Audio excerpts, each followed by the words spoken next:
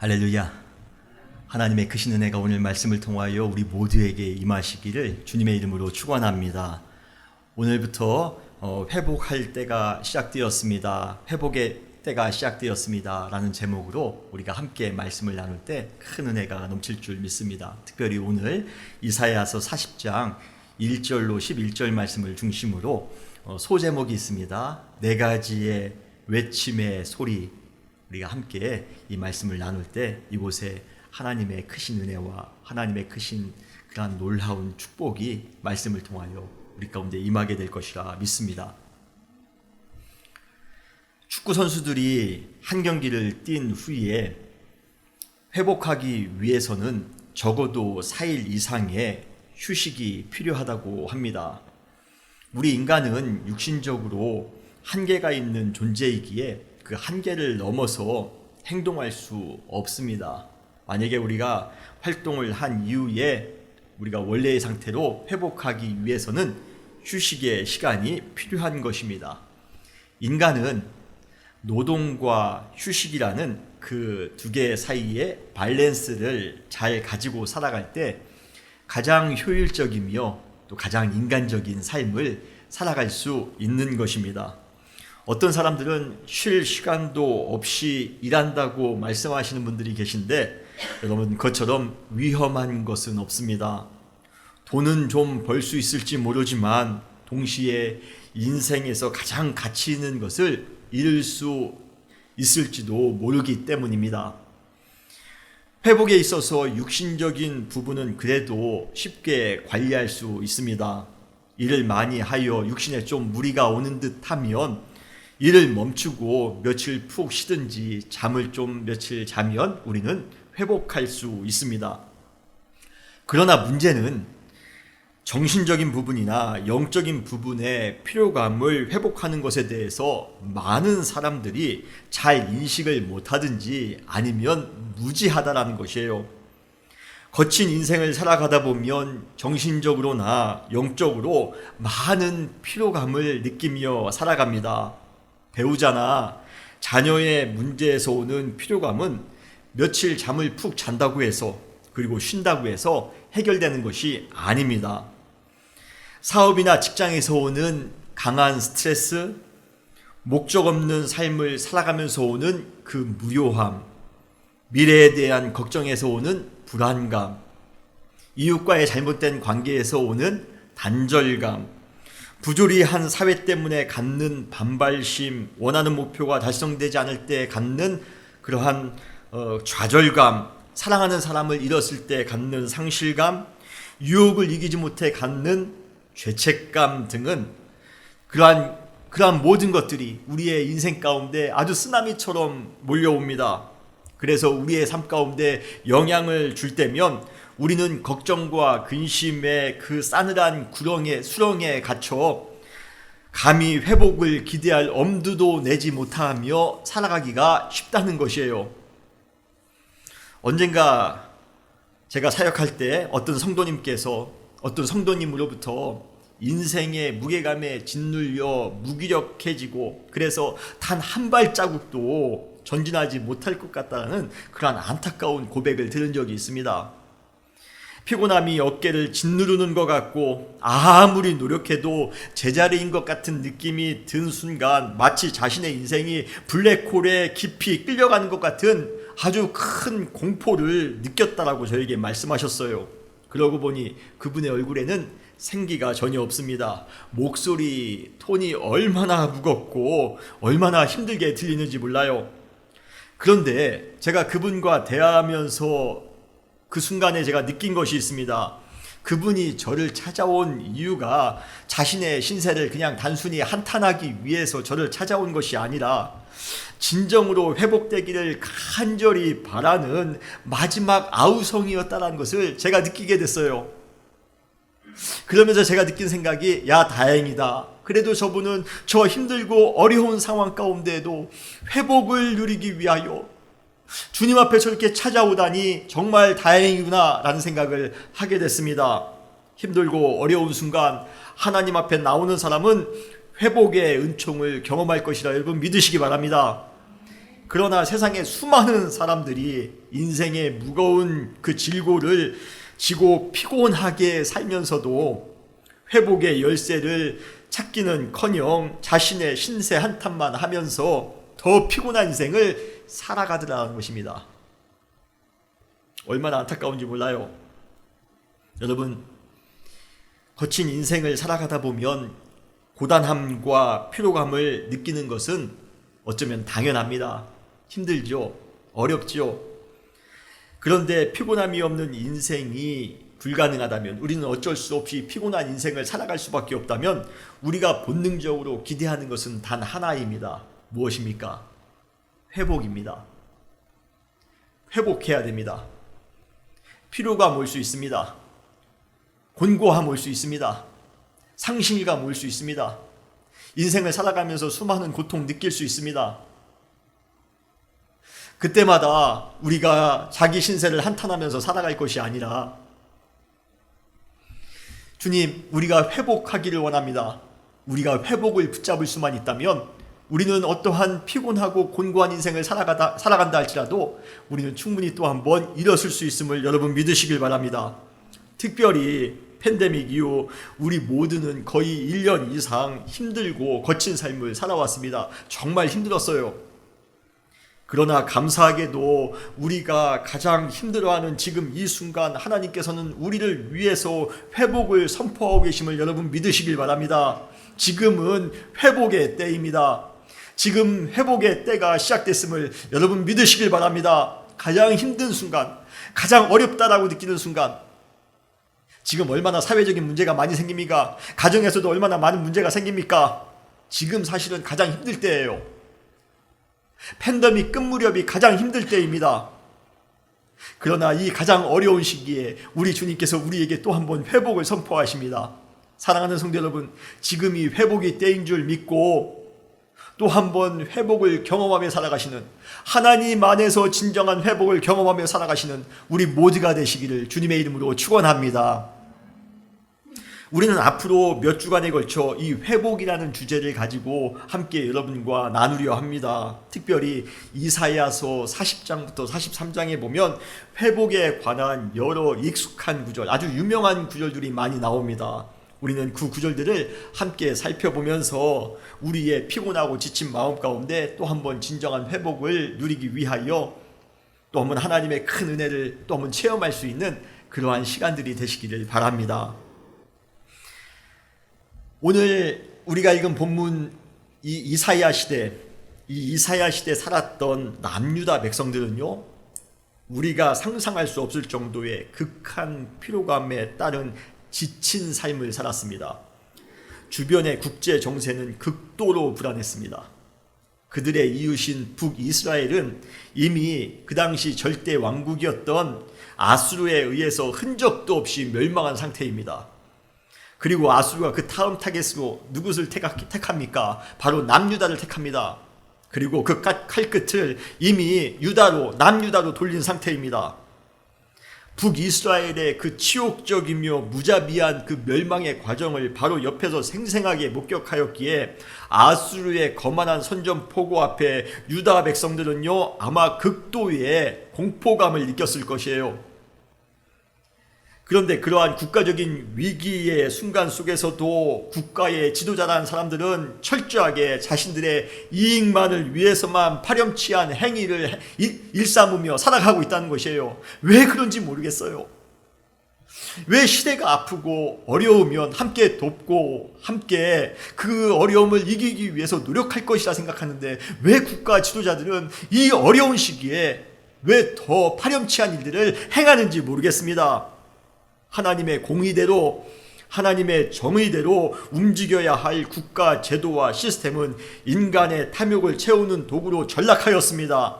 그러기에 약자들은 그러한 공평하지 못한 제도와 시스템 속에서 항상 억압과 착취의 대상이 되었다는 것이에요. 그러나 그것들보다도 가장 심각한 폐해가 있습니다. 그것은 무엇입니까? 종교가 그 어려운 시기에 아무런 역할도 하지 못하고 있다는 것이에요. 생명력이 완전히 상실된 종교, 형식적인 껍데기만 남은 무기력한 종교, 영적 위안은커녕 삶의 무게감만 가중시키는 권력화된 종교, 그러한 종교로 인해 그 시대는 더욱더 암울해지더라 것입니다. 결국 이러한 분위기 속에서 가장 큰 피해자는 누구입니까? 피곤함에 찌들어 사는 모든 유다 백성들이었습니다. 여러분, 시대가 힘들고 어려울 때 우리 성도님들이 깨어있지 못한다면, 우리가 사랑하며 배려하며 살지 못한다면, 하나님의 뜻 가운데 우리가 공의롭게 살지 못한다면 우리 모두가 다 피해자가 될 수 있습니다. 우리 모두가 다 피곤하게 살아갈 수 있습니다. 돈이 없어서 피곤한 것이 아니에요. 시대가 전염병을 만났기 때문에 힘든 것이 아닙니다. 그러한 위기 가운데에도 우리 성도가 아무런 역할을 하지 않습니다. 영적으로 우리가 무기력하게 살아가고 있습니다. 여러분, 그것이 시대를 더욱더 피곤하게 만드는 것인 줄 여러분 믿으시길 바랍니다. 그런데 그들이 필요에 지친 인생을 살아가고 있다는 것보다 더 절망적인 사실이 있습니다. 바로 그들의 회복을 가능하게 해줄 그 어떤 것도 그 주위에는 없다는 것이에요. 이것이 가장 큰 비극입니다. 과연 이 민족이 회복할 수 있을까? 회복은 가능할까? 점차 쌓여져만 가는 절망감은 이미 한계점에 다다랐습니다. 그리고 회복을 전혀 기대할 수 없는 비참함이 이제 남유다의 현실이 되었습니다. 어두워질 대로 어두워진, 그래서 회복의 빛이 완전히 소멸된 것처럼 보이는 그 시대, 이 어찌합니까? 어떻게 해야 됩니까? 어쩌면 그 시대가 우리의 시대와 지금 닮아 있지는 않습니까? 그런데 참 아이러니하다고 해야 될까요? 아니면 감사하다고 해야 될까요? 그러한 열악한 상황 속에서 이스라엘 백성들은요, 강렬하지만 한편으로는 신비하리만큼 평안을 가져다주는 외침의 소리를 들었습니다. 그것은 일명 시대를 향해 회복을 선포하는 은혜로운 외침이었습니다. 회복의 외침이 이스라엘 백성들 마음 가운데 들리기 시작하더라는 것이에요. 그동안 그들은 수많은 소리를 들었습니다. 돈 잘 벌기 위한 소리를 들었습니다. 자녀를 잘 키우기 위한 소리도 들었습니다. 성공하는 인생의 처세술에 관한 소리도 많이 들었습니다. 정치인들과 사상가들의 선동적인 웅변 소리도 얼마나 들었는지 몰라요. 언젠가는 그러한 소리가 자신들의 인생을 행복하게 해줄 것이라 아주 찰싹같이 믿고 살았습니다. 그런데 이제는 그러한 세상의 소리들이 칠판에서 손을 긁을 게 나는 그 아주 거슬리고 역겨운 소음 있지 않습니까? 그러한 소리들처럼 들리더라는 것입니다. 그리고 회복을 포기하려 모든 것을 다 내려놓으려고 하는 그 순간 저 멀리서부터 들려오는 회복의 외침 소리가 그들의 마음을 한없이 들뜨게 만들었다는 것이에요. 사랑하는 성도 여러분, 우리 역시도 그러한 회복을 알리는 외침의 소리를 들으시기 바랍니다. 이 외침은 21세기를 피곤하게 살아가는 우리에게도, 특별히 팬데믹으로 인해 고통과 아픔을 온몸에 이고 사는 우리들에게도 이 회복의 소리는, 이 회복의 외침은 우리 가운데 큰 울림으로 다가올 것이라 여러분 믿으시길 바랍니다. 그래서 우리는 오늘 본문 이사야서 40장 1절로 11절을 통해 우리에게 선포되어지는 회복의 4가지 외침 소리를 들으려 합니다.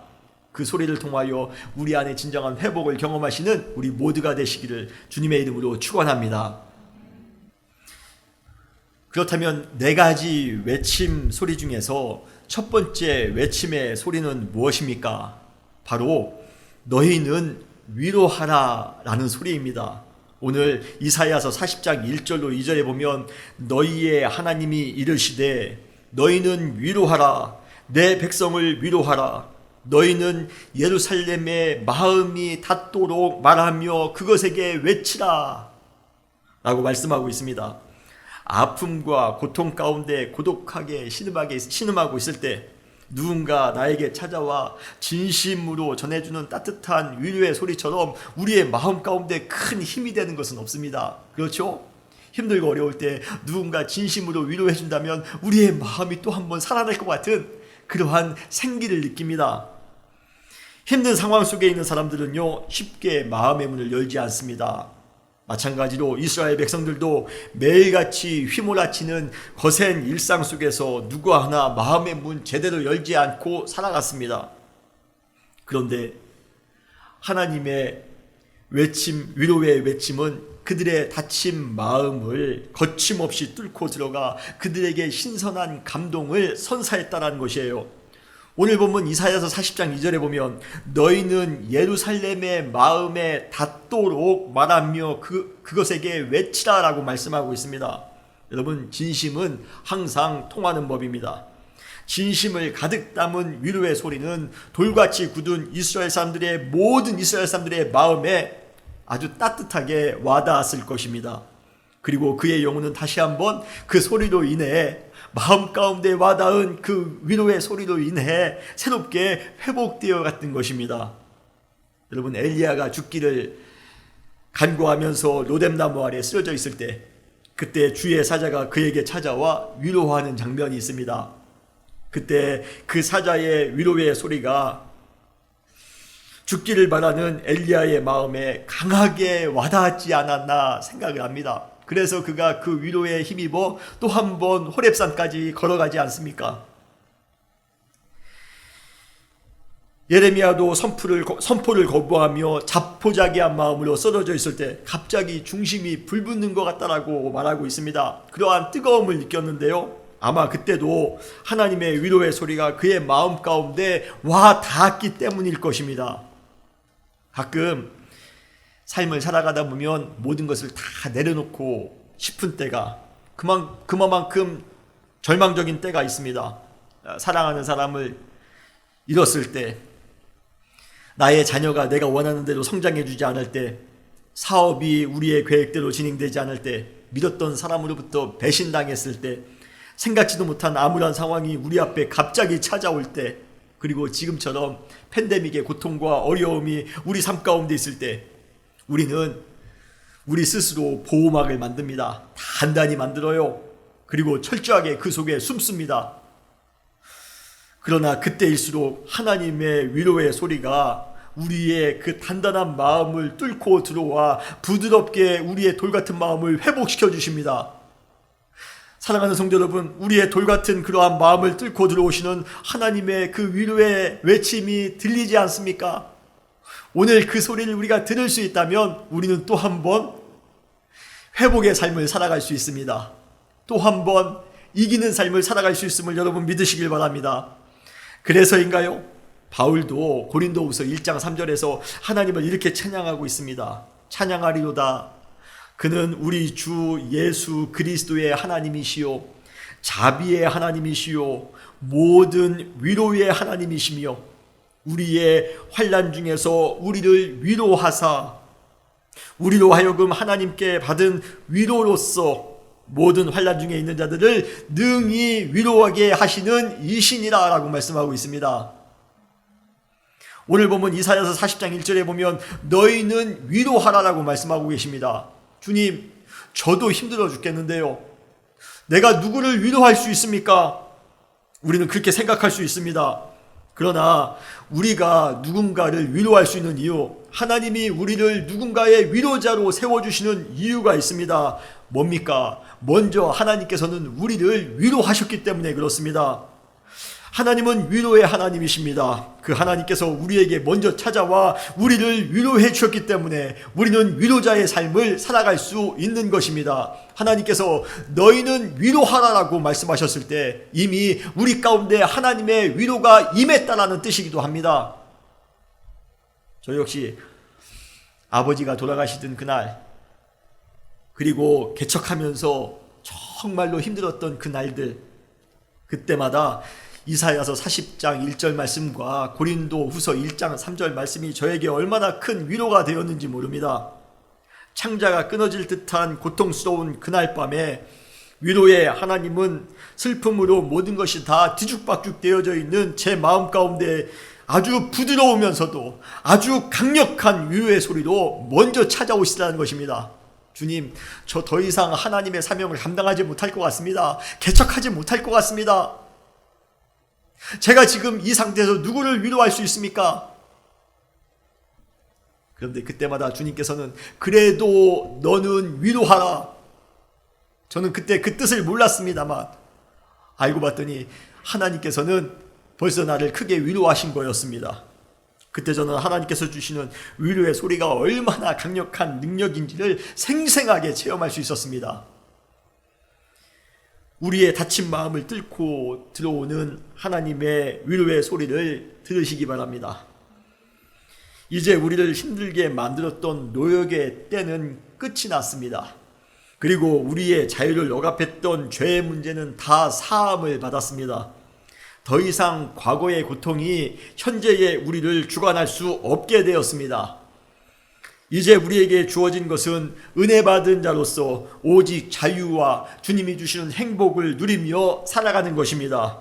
그러기에 위로의 외침을 들은 그 사람은 회복할 수 있는 것입니다. 사랑하는 성도 여러분, 오늘도 주님께서 여러분들에게 위로를 선포하십니다. 그 위로의 소리를 들으시고 또 한번 회복하시어 이 시대 가운데, 고통으로 가득한 이 시대 가운데 우리가 위로받을 뿐만 아니라 수많은 사람들에게 위로를 선포하며 살아가시는, 회복자의 삶을 살아가시는, 위로자의 삶을 살아가시는 우리 모두가 되시기를 주님의 이름으로 축원합니다. 두 번째 외침의 소리는 너희는 광야에서 여호와의 길을 예비하라는 것입니다. 이사야서 40장 3절에 보면 외치는 자의 소리여 이르되 너희는 광야에서 여호와의 길을 예비하라, 사막에서 우리 하나님의 대로를 평탄하게 하라 라고 말씀하십니다. 일반적으로 절대 권력자인 이 왕이 행차하는 길을 예비하기 위해서는 그 원활한 행렬을 돕기 위해 보급이 편리한 도시나 곡창지대 아니면 호숫가 주변으로 길을 만든다고 합니다. 과거 이스라엘을 관통했던 그 왕의 길이 해안 평야를 가로질러 건설된 것도 바로 그러한 이유 때문에 그래요. 왕이 행차하는데 어떻게 우리가 어려운 길로, 상황이 척박한 길로 길을 낼 수가 있겠습니까? 가장 좋은 도시를 이어서 길을 내겠죠. 그러나 흥미롭게도 만왕의 왕 되신 하나님께서 우리 인생들과 만나기 위해 택하신 길은요, 초라하고 아주 보잘것없는, 그리고 위험으로 가득 차 있는 광야와 사막에서 만들어진 길이라는 것입니다. 그렇다면 왜 하필이면 하나님께서 이 땅 가운데 행차하시는 길을 광야나 사막에서 예비하라라고 말씀하신 것일까요? 바로 광야와 사막은 우리의 인생과 가장 닮아있는 장소이기 때문에 그렇습니다. 광야는 우리가 할 수 있는 일이 정말 제한된 곳입니다. 할 수 있는 게 하나도 없어요. 우리는 사막과 같은 곳에서 아무것도 제대로 할 수 없는 자신을 발견하고 때로는 아파하며, 사막에 있는 자신 가운데 때로는 낙심하며 살아갑니다. 그래서 우리는 광야와 사막과 같은 인생에서 오직 하나님만을 의지해야지만 살아갈 수 있는 것이에요. 세련된 도시나 화려한 관광지에서 인간은 자신의 능력을 의지하려고 합니다. 자기 스스로 높아지기 위하여 그곳에서는 노력합니다. 세상의 것을 좀 더 누리기 위하여 얼마나 애쓰는지 모릅니다.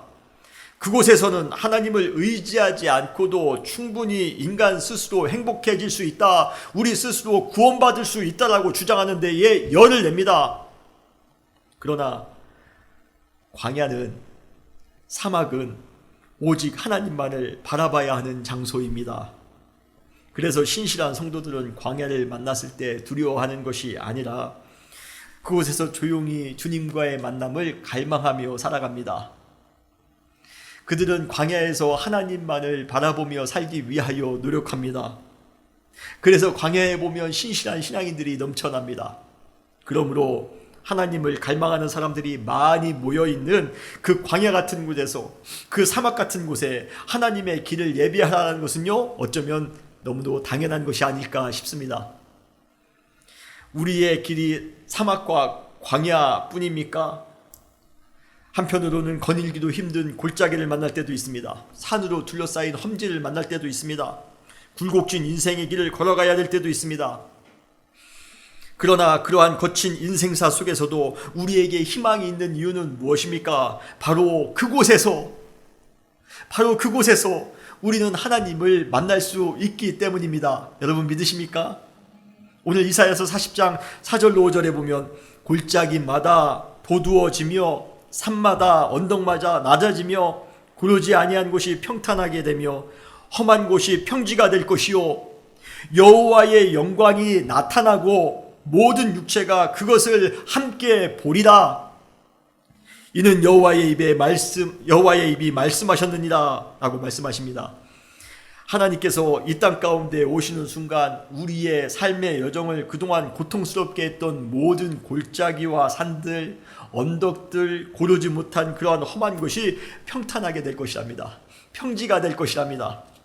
그리고 인생의 광야와 사막 가운데로 만들어진 그 대로를 통해 하나님의 영광이 나타나는 놀라운 광경을 우리는 보게 될 것이랍니다. 그리고 우리의 고통을 미리 잘 아시고 그 광야 한가운데 길을 만들어 찾아오신 주님의 그 찬란한 영광을 바라보는 순간 우리의 지친 영혼은 회복의 빛으로 압도될 것이에요. 그러므로 인생의 광야길에 찾아오신 하나님, 그 주님을 광야와 같은 인생을 살아가는 우리도 만나시기를 주님의 이름으로 축원합니다. 우리 하나님은 화려한 곳, 수많은 사람들이 모여있는 곳에 찾아온 것이 아니라 우리 신앙인들이 하나님을 바라보면서 애쓰는 그 광야의 그 장소에, 그 사막의 장소에 주님께서는 길을 만드시고 찾아오십니다. 그리고 우리를 만나주십니다. 그러기에 우리는 광야와 같은 인생을 살아가지만 그래도 회복하며 살아갈 수 있음을 믿으시길 바랍니다. 왜입니까? 하나님의 영광을 우리는 그곳에서도 볼 수 있기 때문에 그렇습니다. 여호와의 성전에 예루살렘의 성전에서만 하나님을 볼 줄 알았는데요, 우리는 물이 없어 마르고 곰핍한 땅, 그 광야 한가운데서도 하나님을 만날 수 있습니다. 그러기에 우리는 광야의 길을 걸어간다 할지라도, 사막의 길을 걸어간다 할지라도, 피곤하며 어려운 삶을 살아간다 할지라도 걱정할 거 없습니다. 왜입니까? 우리는 하나님의 영광을 그곳에서 바라봄으로 회복의 놀라운 빛이 우리의 삶 가운데 압도될 것이기 때문에 그렇습니다. 그러한 주님을 또 한번 광야에서 사막에서 만나며 살아가시는 우리 모두가 되시기를 주님의 이름으로 축원합니다. 세 번째 외침의 소리는 무엇입니까? 풀이 마르고 꽃은 시드나 우리 하나님의 말씀은 영원히 서리라. 이것이 바로 세 번째 외침의 소리입니다. 오늘 보면 이사야서 40장 6절로 8절에 보면 말하는 자의 소리여 이르되 외치라 대답하되 내가 무엇이라 외치리까 하니 이르되 모든 육체는 풀이요 그의 모든 아름다움은 들의 꽃과 같으니 풀은 마르고 꽃은 시드나 우리 하나님의 말씀은 영원히 서리라. 할렐루야. 인생에 한 가지 아이러니가 있습니다. 그것은 행복하기 위해 하는 노력이 오히려 불행을 우리 가운데 가져다 준다는 것이에요. 돈을 많이 벌면 행복할 것이라 생각해서 우리가 얼마나 악착같이 돈 벌기 위해서 노력했습니까? 그런데 우리 가운데 좀 돈이 벌렸습니다. 좀 여유가 생겼습니다. 그랬더니 그 돈 때문에 가정에 불화가 생깁니다. 친구 간의 관계가 깨어집니다. 돈에 끌려다니는 노예 신세가 됩니다. 돈에 미친 괴물과 같은 존재가 내가 되더라는 것입니다. 이 얼마나 불행입니까? 그러나 이러한 안타까운 역설이 발생하는 이유가 있습니다. 왜 우리는 행복하게 살고자 하는데 왜 불행이 찾아올까? 이러한 역설이 왜 우리 가운데 일어나는 것일까? 그 이유가 있어요. 그것은 바로 우리의 노력이 대부분 영원하지 않은 것을 위해 소진하며 살아가기 때문에 그렇습니다. 풀과 같이 곧 마를 육신의 인생에 모든 우리의 에너지를 다 투자하며 살아갑니다. 꽃과 같이 순식간에 시들어버릴 세상의 화려함을 위해 우리의 삶의 우선순위를 최우선으로 배치하며 살아갑니다.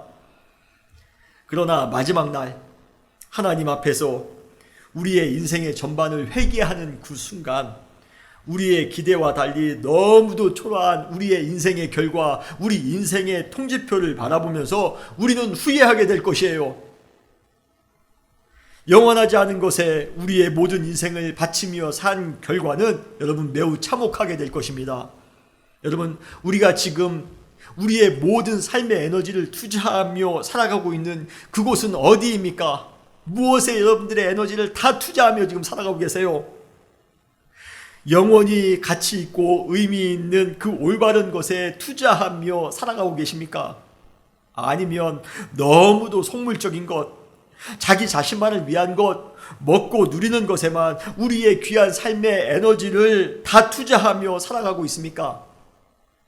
분명한 것은 우리의 육신을 위해서만, 그리고 일시적인 화려함을 위해서만 투자하며 살아간다면 우리는 결코 해결할 수 없는 극도의 피로감과 갈증을 느끼면서 곤고한 삶을 평생 살아갈 것이에요. 우리가 그렇게 살아가셔야 되겠습니까? 우리가 그렇게 피곤한 인생을 살아가셔야 되겠습니까? 우리 인생의 기초가 영원한 것 위에 세워진 사람은 복 있는 사람입니다. 저는 우리 사랑하는 모든 성도님들이 영원한 것에 우리의 모든 것을 다 투자하며 살아가는, 우리의 모든 것을 다 세우며 살아가는 우리가 되었으면 좋겠습니다. 그렇다면 그 영원한 것은 무엇입니까? 오늘 외치는 소리에 따르면 하나님의 말씀이 영원하다라고 선포하고 있습니다. 하나님의 말씀은 영원한 진리이며 변할 수 없는 가치임을 여러분 믿으시길 바랍니다. 하나님의 말씀대로 살아갈 때 우리는 안정감 있는 삶, 절대로 흔들림 없는 삶을 살아갈 수 있게 될 것이에요. 베드로는 그의 첫 번째 편지에서 하나님의 말씀이 다름 아닌 예수 그리스도의 복음이라는 사실을 선언하고 있습니다. 베드로전서 1장 24절로 25절에 보면 그러므로 모든 육체는 풀과 같고 그 모든 영광은 풀의 꽃과 같으니 풀은 마르고 꽃은 떨어지되 오직 주의 말씀은 세세토록 있도다 하였으니 너희에게 전한 복음이 곧 이 말씀이니라 라고 말씀하십니다. 베드로는 지금 이사야서 말씀을 인용하면서 이 말씀이 영원히 선다라고 말씀하셨는데 그 말씀이 바로 무엇인가? 바로 내가 너희에게 전하는 복음이라는 것입니다. 그 복음이 바로 무엇입니까? 예수 그리스도의 복음입니다. 우리 안에 예수 그리스도의 복음이 임하는 순간 우리 안에 회복이 임하는 줄 믿으시길 바랍니다. 여러분, 우리가 영원히 의지해야 될 것은 바로 하나님의 말씀입니다. 예수 그리스도의 복음입니다. 세상의 것에 우리가 또 한 번 마음을 두지 마시고 우리의 모든 에너지를 투자하며 살지 마시고 하나님의 말씀에, 영원한 하나님의 말씀에, 그리고 예수 그리스도의 복음에만 우리의 모든 인생을 투자하며 살아가시기를 바랍니다. 그때 우리는 피곤한 육체를 가지고 살아가지만, 어려운 시대를 살아가지만 그럼에도 불구하고 항상 기쁨이 넘치며 감사가 넘치는 회복의 삶을 살게 될 것이라 믿습니다. 그러한 회복의 삶을 하나님의 말씀 가운데 예수 그리스도의 복음 가운데 누리며 살아가시는 우리 모두가 되시기를 주님의 이름으로 축원합니다. 네 번째 외침의 소리는 무엇입니까? 바로 너희의 하나님을 보라입니다. 이사야서 40장 9절에 보면 아름다운 소식을 시온에 전하는 자요 너는 높은 산에 오르라. 아름다운 소식을 예루살렘에 전하는 자요 너는 힘써 소리를 높이라.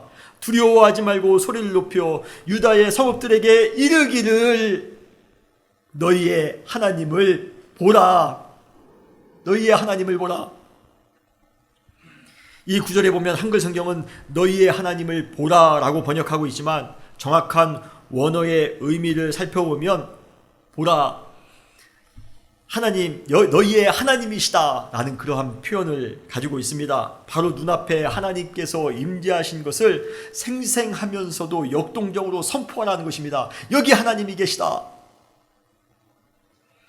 사랑하는 성도 여러분, 지금 우리가 드리는 이 예배의 자리에 하나님께서 함께 하심을 믿으시길 바랍니다. 우리의 예배의 자리는 하나님의 임재의 자리입니다. 우리 교회 가운데 지금 온라인으로 우리 예배를 함께 드리시는 모든 성도님들 가운데 하나님의 임재가 임하시는 줄 믿으시길 바랍니다. 그래서 우리는 그 하나님을 바라보세요. 그리고 수많은 사람들을 향하여 선포하시기 바랍니다. 여기 하나님이시다. 하나님이 계시다. 여러분, 우리가 담대하게 그 하나님을 선포하며 살아가시는 우리 모두가 되시기를 바랍니다. 그러면서 이사야 선지자는 이스라엘 역사 가운데에 함께 하셨던 하나님에 관한 세 가지 대표적인 이미지를 소개하고 있습니다. 하나님은 바로 이러한 하나님이시다. 세 가지의 이미지예요. 첫 번째 하나님의 이미지는 무엇입니까? 전사 되신 하나님, 용사 되신 하나님이십니다. 이사야서 40장 10절 처음 부분에 보면 보라, 주 여호와께서 장차 강한 자로 임하실 것이요 친히 그의 팔로 다스릴 것이다 라고 말씀하고 계십니다. 하나님은 만왕의 왕이십니다. 만군의 주이십니다. 패함이 없으신 하나님, 전쟁에 능한 하나님이십니다. 그분은 전사와 같이 강한 손과 표심팔로 우리의 모든 원수를 다 물리치시고 우리를 영적 전쟁에서 승리하도록 하실 것이에요. 여러분 믿으십니까? 삶 가운데 우리 스스로 해결하지 못할 일로 인해 고민하지 마시기 바랍니다. 여러분 가만히 서서 하나님께서 행하시는 하나님의 구원의 역사를 여러분의 눈으로 목도하시기 바랍니다. 하나님은 우리를 위해서 싸워주실 것입니다. 하나님은 우리에게 기필코 승리를 가져다 주실 것입니다. 왜입니까? 하나님은 용사 되신 하나님, 하나님은 승리의 하나님이시기 때문에 그렇습니다. 둘째로 하나님의 이미지는 무엇입니까? 바로 심판자 되신 하나님이십니다. 이사야서 40장 10절 중반에 보시면 보라, 상급이 그들에게 있고 보응이 그의 앞에 있으며 라고 말씀하고 있습니다. 잘하는 자에게 상급을 주시며 못하는 자에게는 보응을 주시는 하나님, 바로 심판의 하나님이십니다. 우리가 하나님의 말씀대로 살지 않았을 때 우리의 마음과 우리의 영혼이 불편한 이유가 바로 여기에 있습니다. 하나님의 말씀에 따라 우리를 심판하시는 분이 바로 하나님이시기 때문에 그렇습니다. 그러나 우리가 하나님의 말씀대로 순종하며 살아간다면 우리에게 하나님의 그 상급과 하나님의 칭찬이 우리에게 임할 것입니다. 우리가 그것을 믿기에 우리는 하나님께서 주신 그 의의 면류관을 바라보면서 회복의 삶을 살아갈 수가 있는 것입니다. 세 번째, 하나님은 어떠한 하나님이십니까? 하나님의 세 번째 이미지는 목자 되신 하나님이십니다. 이사야서 40장 11절에 보면 그는 목자와 같이 양떼를 먹이시며 어린 양을 그 팔로 모아 품에 안으시며 젖먹이는 암컷들을 온순히 인도하시리로다 라고 말씀하고 계십니다. 하나님은 목자와 같이 우리를 먹이신답니다. 우리를 품에 안아주신답니다.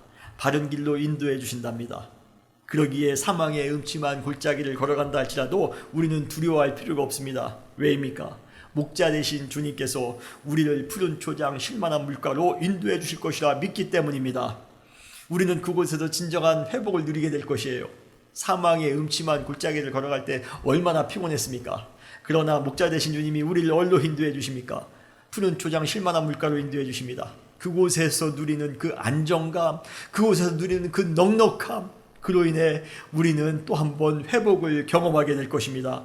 사랑하는 성도 여러분, 우리 앞에 임재하신 하나님, 그분은 전사 되신 하나님, 심판자 되신 하나님, 목자 되신 하나님, 그 하나님을 우리가 믿음의 눈으로 바라보시기 바랍니다. 우리가 바라본 그 하나님은 우리의 삶 가운데 우리가 바라본 그대로 우리와 함께 하실 것입니다. 우리가 전사 되신 하나님을 바라봤다면 그 하나님은 전사 되신 하나님으로 우리 가운데 임하실 것입니다. 목자 되신 하나님을 우리가 바라봤다면 그 하나님은 목자 되신 하나님으로 우리 가운데 임하실 것입니다. 우리를 고통스럽게 만드는 세상의 복잡한 현실을 바라보지 마시고요. 그러면 마음이 미혹될 수 있습니다. 마음이 복잡해질 수 있습니다. 우리의 삶 가운데 임재하시는 하나님만 집중하며 바라볼 때 우리는 그 하나님으로 인하여 기뻐하며 구원의 하나님으로 인하여 또 한 번 찬송하게 되는 그러한 놀라운 역사가 임하게 될 것입니다. 그때 우리의 영혼은 온전한 회복을 경험하게 될 것이에요. 힘들고 어려운 삶을 살아가고 계십니까? 팬데믹 상황이 너무나도 어려웠습니까? 여러분, 그때마다 회복이 필요할 때마다 우리와 함께 동행하시는 그 하나님, 전사 되신 하나님, 우리에게 상급을 주시는 하나님, 우리의 목자 되시는 하나님, 그 하나님만을 바라보며 믿음으로 살아가시는 우리 모두가 되시기를 주님의 이름으로 축원합니다. 마지막으로 우리는 지금까지 우리를 회복으로 인도해 주시는, 우리를 회복시켜 주시는 그 외침의 소리를 들었습니다. 그러나 동시에 우리는 회복의 소식을 모든 사람들에게 전하는 아름다운 외침의 소리가 되어야 된다는 것입니다. 아까 우리가 말씀드렸던 것처럼 이사야서 40장 1절에 너희는 위로하라라고 말씀하십니다. 하나님은 우리에게 위로자의 삶을 살라라고 말씀하셨습니다. 그리고 오늘 본문 이사야서 40장 9절에 보면 아름다운 소식을 시온에 전하는 자여, 이것이 누구입니까? 바로 우리입니다. 아름다운 소식을 예루살렘에 전하는 자여, 너는 힘써 소리를 높이라. 주 안에서 진정한 회복을 경험한 사람은 그 회복을 증거하며 살아가야 됩니다. 증거하는 사명을 감당하며 살아가야 됩니다. 우리 시대, 우리 주변에도 회복이 필요한 사람들이 너무 많이 있습니다. 그들의 회복을 위해 우리와 우리 교회가 바로 지금 이 땅에 존재하고 있음을 여러분 믿으시길 바랍니다. 주님은 우리를 부르십니다. 위로자로 불러주십니다. 회복자로 불러주십니다. 아름다운 소식을 시온에 전할 자로, 아름다운 소식을 이 지역 가운데, 이 시대 가운데 전할 자로 여러분들을 불러주십니다. 여러분, 회복의 자로 나아오셔서 우리가 받은 회복 그대로 수많은 사람들을 회복해하며 살아가시는 우리 모두가 되시기를 주님의 이름으로 축원합니다. 더 많은 사람들이 회복에 참여할 수 있도록 여러분 높은 곳으로 올라가시기 바랍니다. 그리고 힘써 외치시기 바랍니다. 지금은 회복의 때입니다. 회복의 때가 시작되었습니다. 곤고해하지 마시고, 힘들어하지 마시고, 피곤해하지 마시고, 주님 앞에 나와 회복을 경험하며 살아가시는 우리 모두가 되시기를, 그리고 또 회복을 선포하며 살아가시는 우리 모두가 되시기를 주님의 이름으로 축원합니다. 다시 기도하시겠습니다.